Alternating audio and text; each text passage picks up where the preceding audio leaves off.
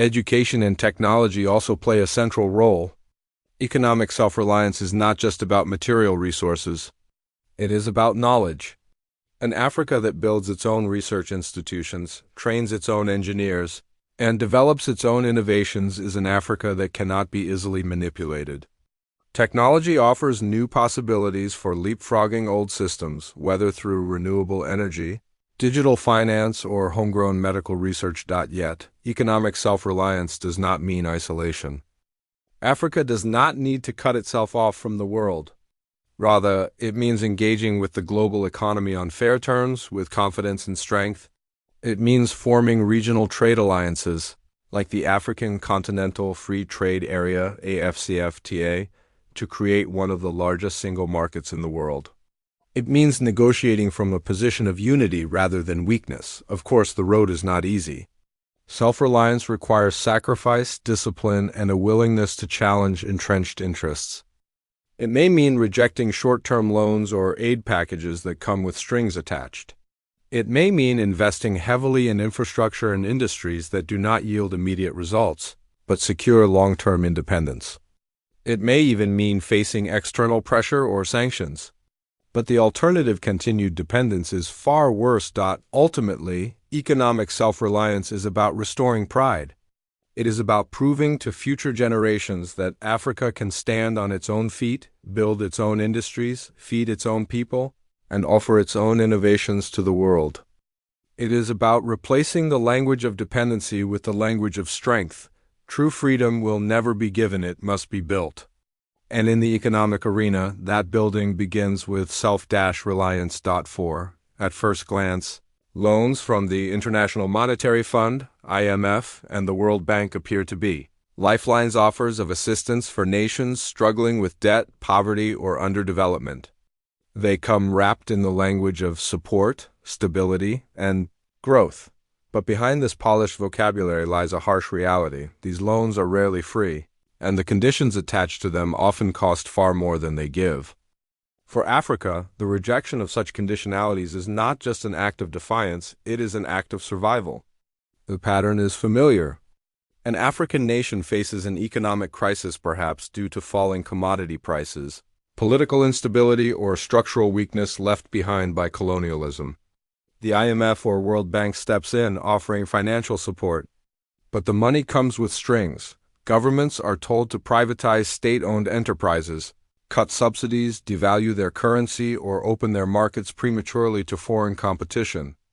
These measures are presented as reforms, but in practice, they deepen dependency and strip nations of their sovereignty.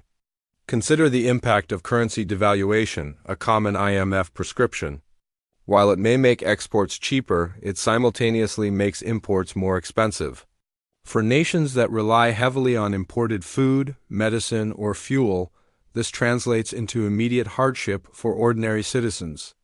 Subsidy cuts, too, often mean that the poorest are left unable to afford basic necessities like bread, electricity, or health care. Meanwhile, privatization frequently places key national assets, such as water, energy, or telecommunications, into the hands of foreign corporations, eroding national control over critical resources. The result is a vicious cycle. Instead of solving the underlying problems, conditional loans often entrench them. Debt piles up, austerity measures fuel public unrest, and governments find themselves more beholden to external lenders than to their own people. What was supposed to be assistance becomes a new form of dependency, a subtle but devastating continuation of neo-colonial control. It is no wonder, then, that leaders like Thomas Sankara rejected these conditionalities outright. He famously declared, "The debt cannot be repaid, because if we don't pay, the lenders won't die. But if we pay, we will die." His words still resonate, because they capture the essence of the problem. Debt is being used as a weapon to keep Africa poor. Rejecting IMF and World Bank conditionalities does not mean rejecting all forms of cooperation. It means refusing to accept policies that undermine sovereignty and punish the people. It means demanding partnerships built on equality rather than domination. It means exploring alternative sources of funding from regional development banks, from new global partners or even from homegrown initiatives that pool African resources for African development. Of course, the rejection of these conditionalities requires courage. It may invite external pressure, reduced access to international markets, or even political destabilization. But the alternative, continued submission, leaves nations trapped in cycles of dependency that stretch for generations. The choice is not easy, but it is clear. Africa cannot truly be free if its economic future is dictated from Washington or Brussels. The rejection of IMF and World Bank conditions is therefore more than a financial decision. It is a moral one. It is a declaration that Africans will no longer accept policies that force their people into poverty for the sake of balancing accounts. It is the assertion of a deeper truth, that dignity, sovereignty, and independence are worth more than any loan. True partnership must be built on respect, not subordination.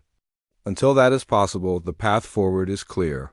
Africa must stand firm, reject conditional chains, and seek freedom on its own terms. 5. For decades, Africa's international relations were defined almost entirely by the West.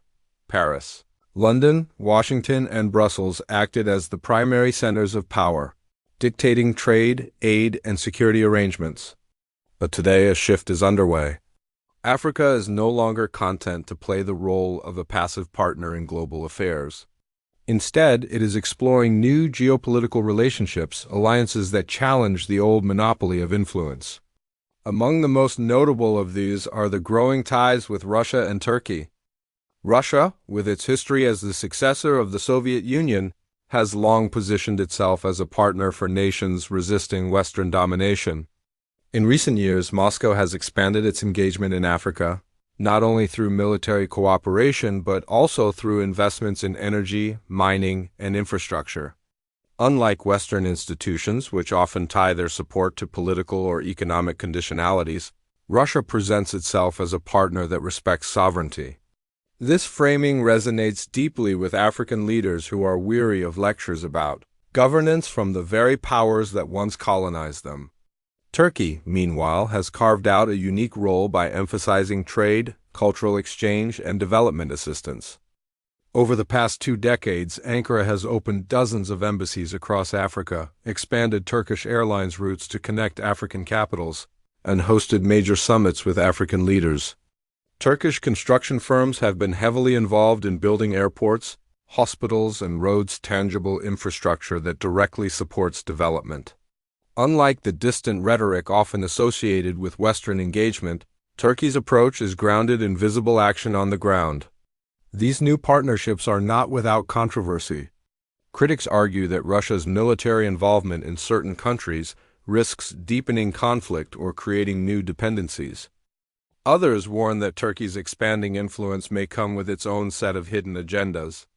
But for many Africans, the emergence of these alternatives is less about replacing one master with another and more about expanding choices.